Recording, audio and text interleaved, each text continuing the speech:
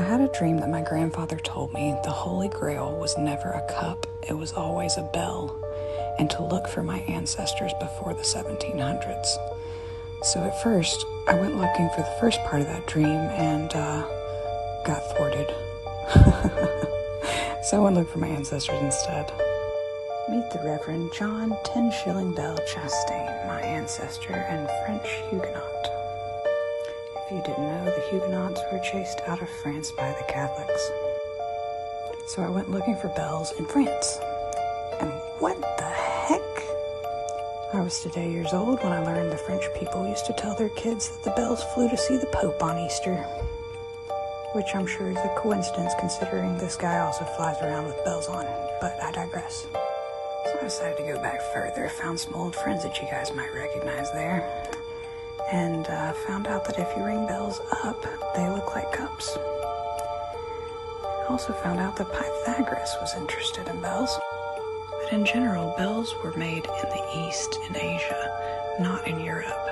And so you'll see that bells were associated in medieval art with creatures and monsters rather than with nobility, or even the church, until you reach this guy.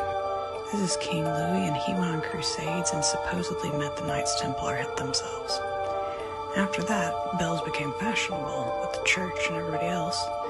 So you see here some later medieval paintings and such depicting bells in a more positive way with nobility. This is supposedly King David, so this is religious. Here's some more King David. But then we reach this gap in the art where there's just not a lot of bell art for a long time, until actual photographs of these very large bells start showing. And of course, that's the Liberty Bell. It's been cracked. These are bells that were confiscated apparently during World War II and World War I. Look at the number of them.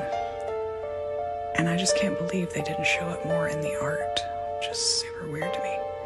But I'm sure it has absolutely nothing whatsoever to do with this.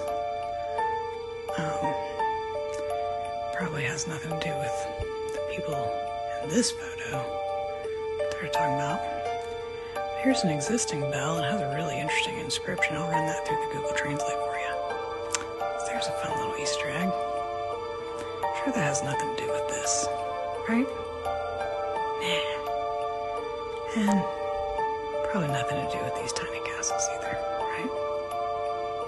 But anyway, if you didn't know, now you know that the largest swinging bell is in Kentucky, where my ancestors also lived.